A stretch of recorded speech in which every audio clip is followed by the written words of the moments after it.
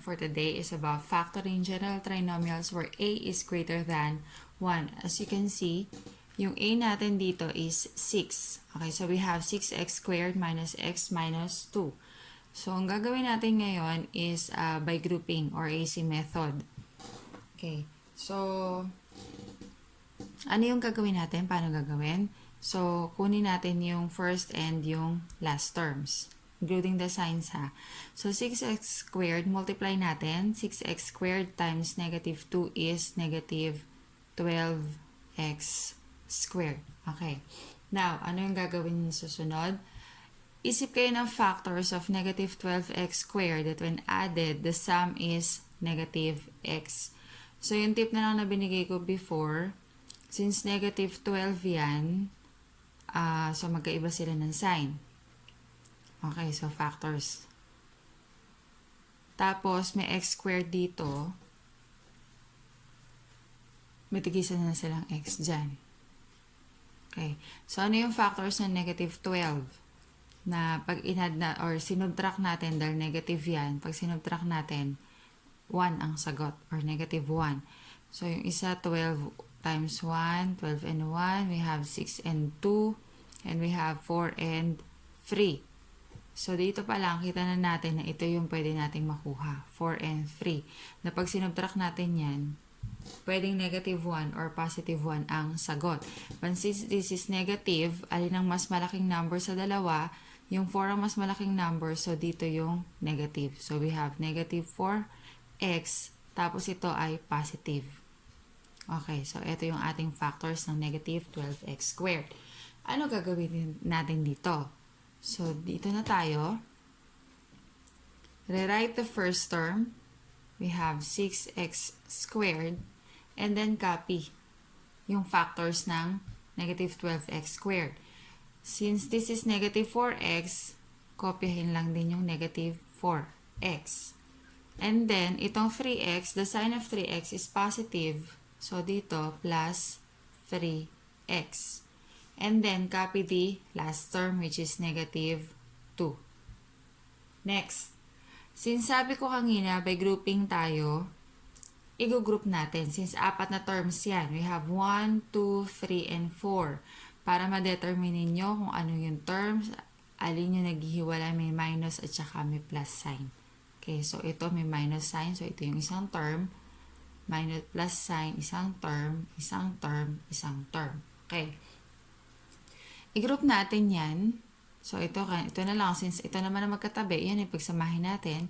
So, 6x squared minus 4x. Okay. Tapos, plus. Ito naman ang pagsamahin natin. We have 3x minus 2. Okay. So, meron na tayong dalawang groups. Dalawang binomials na hinati ng plus sign. Okay. So, yung factoring GCMF ang pwede nating i-apply. So, ito, if you will look at 6x squared minus 4x, meron silang common factor, which is 2x. So, ilabas natin yung 2x. And then, ang matitira sa loob ng parentheses, 6x squared divided by 2x is 3x. Negative 4x divided by 2x is minus 2. And then ito, plus, wala silang common factor, so kopyahin lang ulit natin. 3x minus 2. Now, kung titingnan natin, since ito yung plus sign, para siyang may hinahati. Ito yung isang term, ito yung isang term. Kung titingnan natin itong dalawa na to, meron silang common factor din. Both of them have 3x minus 2. So, pwedeng iyon ang common factor. Actually, that is a common factor. So, ilabas natin yung common factor sa kanilang dalawa, which is 3x minus 2. And then, parang ginagawa natin sa factoring GCMF, yung term na to divided by the common factor. So, 2x times the quantity of 3x minus 2 divided by 3x minus 2, magka-cancel yon.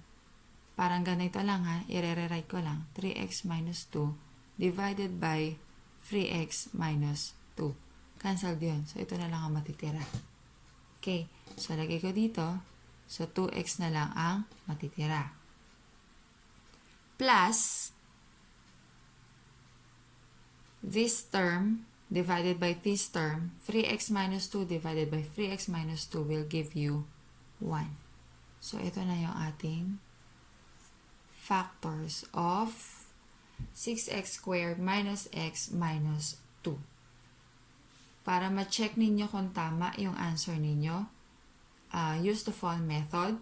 Ang ginawa ninyo nung grade 7 kayo. Use the fall method and then tingnan ninyo kung iyon din ang magiging product. Okay, for our next example, we have 2y squared minus 11y plus 12. So, okay, ganun pa rin. Multiply the first and the last terms. We have 2y squared times 12. That is 24y squared. Okay. What are the factors of 24? That when added, the sum is negative 11. Kung mapapansin ninyo, positive ito, tapos ito negative. Ibig sabihin, yung factors nito dapat na maiisip ninyo ay parehong negatives. Okay? Parang ginawa natin dati ha. Positive to, but this is negative. Ibig sabihin, kailangan parehong negative yung maiisip nyo. Okay. So, ano yung mga factors ng 24? We have 24, 1. Dapat parehong negative yan ha. Hindi ko na lang lalagay. O sige, lagay ko na rin.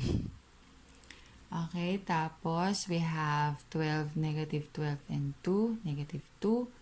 Negative 8 and negative 3, negative 6 and negative 4. Okay, so alin dito yung pag inad natin, negative 11 ang sagot. Ito. We have negative 8. Since y squared yan, tigisa, negative 8y times negative 3y. Okay, so yun ang gagamitin natin dito. Gagawa na tayo ng 4 terms. Copy the first term. We have 2y squared.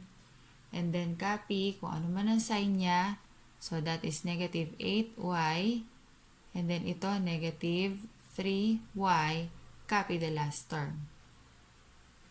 Okay. So ngayon, meron na tayong 4 na terms. I-group ulit natin. Pwede kayong mag-iba-iba ng ng magkaka-group. But since magkakatabi na lang din, pwede na yan. Okay, so group natin to. 2y squared minus 8y plus, para safe tayo, laging plus. Okay, so ito ay negative 3y plus 12. Next, mag-factor tayo. Mag-GCMF.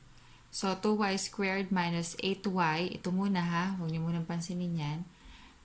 May common factor yan, which is 2y. So, ilabas ang 2y. Okay. So, may maiiwan sa parentheses. 2y squared divided by 2y is y. Negative 8y divided by 2y is negative 4. Okay. So, plus ulit. We have negative 3y plus 12. Kung natatandaan niyo yung sinabi ko dati sa factoring GCMF, depende sa sign kung alin yung pwedeng maging common factor. Dito, hanggat maaari, yung ating first term ay ginagawa nating positive.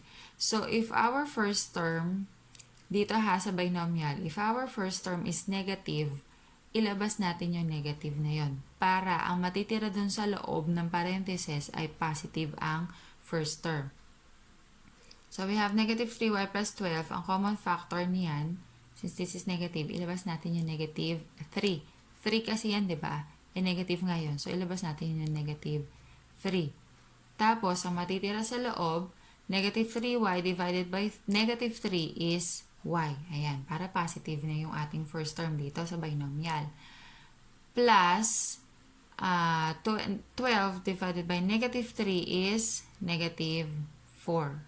Okay. So, ito, sa integers tayo, positive and negative, positive times negative is negative. So, magiging negative na yan mamaya. Okay, rewrite na natin. So, 2y times the quantity of y minus 4. So, ito, multiply, positive times negative is negative 3y minus 4. Okay, so we have two terms. Ito yung isang term, ito yung isang term. Meron silang common factor, which is y minus 4. Meron din ditong y minus 4. So, gaya ng ginawa natin kanina, ilabas natin yon. So, we have y minus 4. Yan na. Okay? So, this term divided by this term, cancelled out na yon. So, matitira is 2y. And then, ito. Ayan. This term divided by this term, natitira natin ay negative 3. So, yun na yung ating factors. We have y, the quantity of y minus 4 times the quantity of 2y minus 3. For checking, fall method, kailangan ganito yung maging product.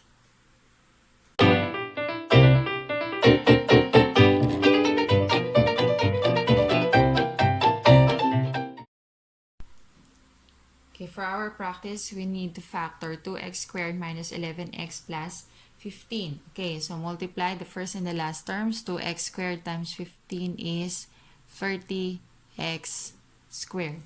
Okay, next, think of factors of 30. Positive yan, ibig sabihin dapat pareho ng sign.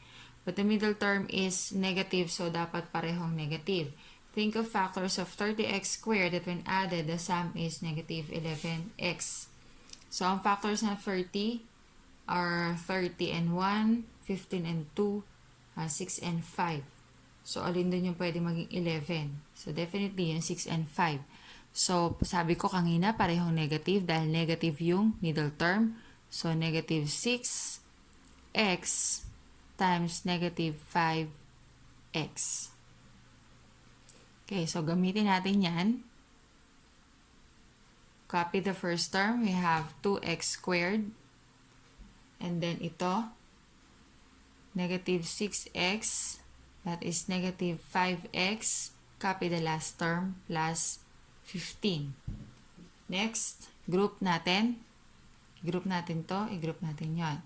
So we have 2x squared minus 6x plus, para safe ulit, negative 5x plus 15.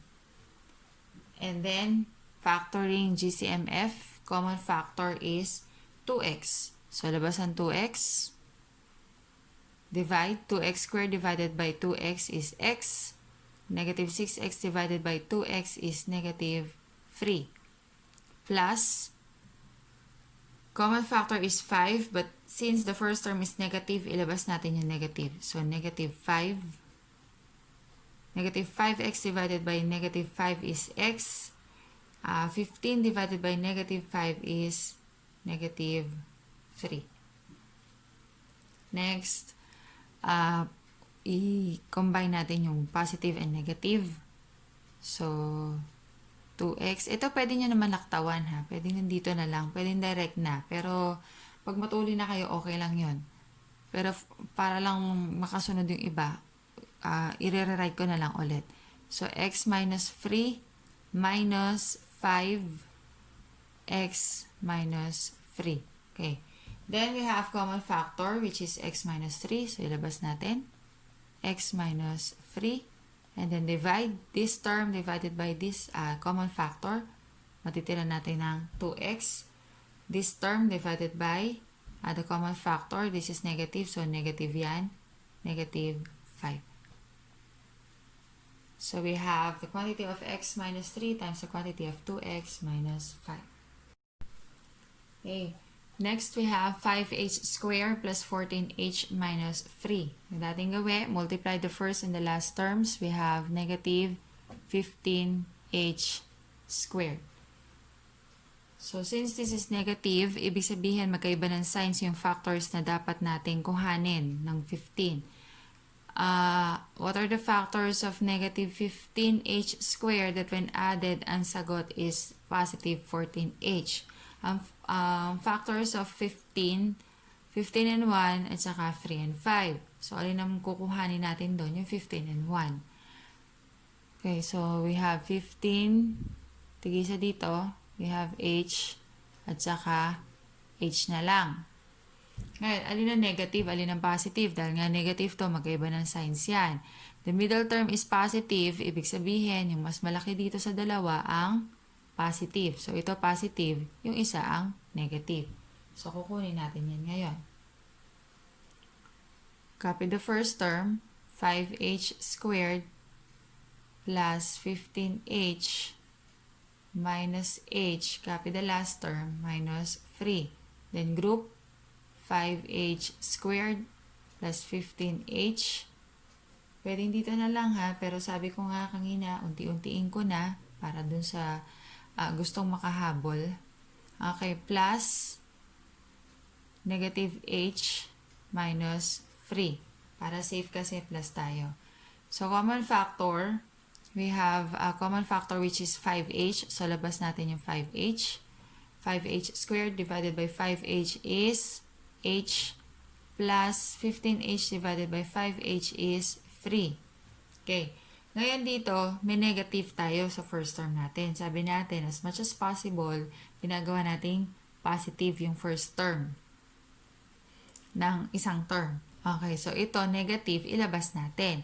Pag nilabas natin yung negative 1 na lang yun ha. Negative 1 lang yun ha. Kasi the coefficient of h, negative h is negative 1 of h is negative 1. So, pag nilabas natin yung negative 1, positive to. So, magiging minus na lang yan. Okay. Hindi natin sinusulat yung 1. And then, ang matitira dito, negative h divided by negative 1 is h. Negative 3 divided by negative 1 is positive 3. Okay. Para yung first term natin ay positive. Ngayon, kung makikita ninyo, meron na silang common factor, which is h plus 3. Pwede na natin i-factor yan. So, labas ang h plus 3. And then, this term divided by the common factor, matitirang kayo ng 5h. This term divided by the common factor, minus 1. So, we have the quantity of h plus 3 times the quantity of 5h minus 1.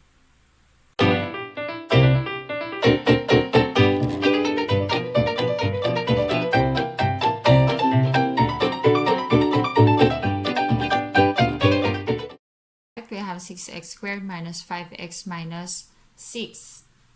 So, multiply the first and the last term. 6x squared times negative 6 is negative 36x squared.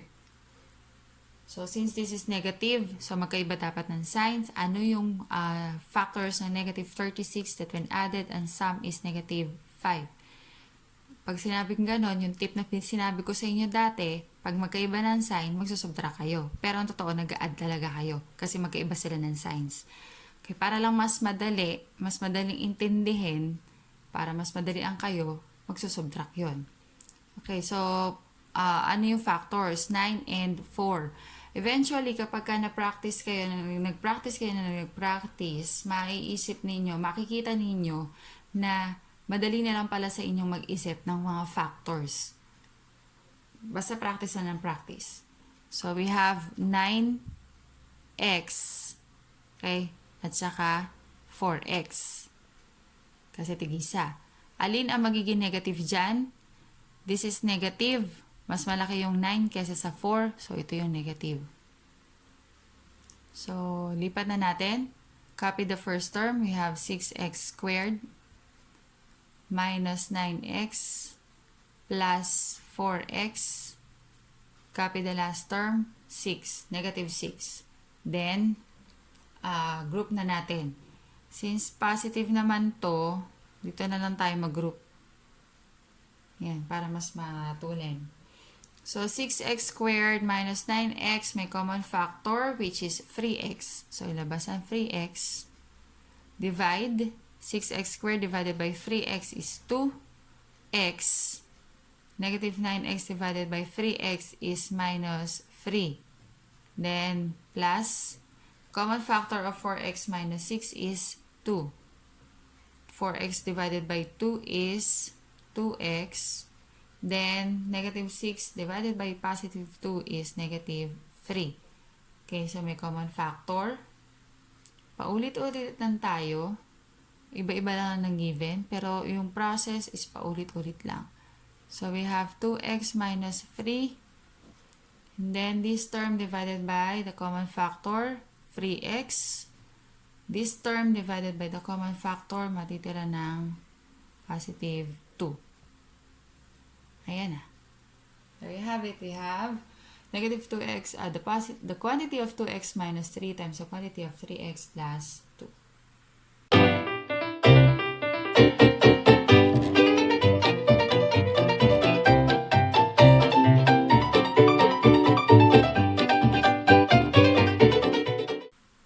We have 2n squared minus 3n minus 9.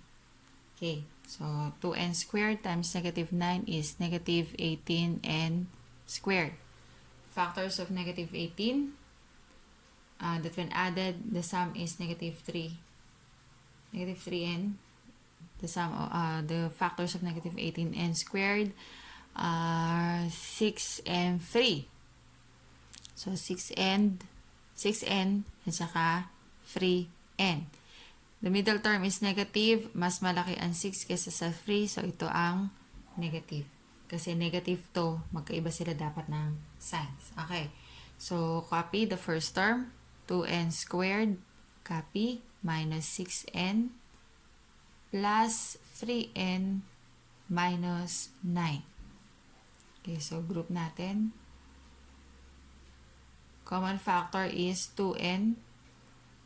2n squared divided by 2n is n. Negative 6n divided by 2n is minus 3. Negative 3. Plus, common factor is 3. 3n divided by 3 is n. Negative 9 divided by 3 is negative 3. We have common factor which is negative n minus 3. So, labas n minus 3 times this term divided by the common factor 2n plus this term divided by the common factor is 3.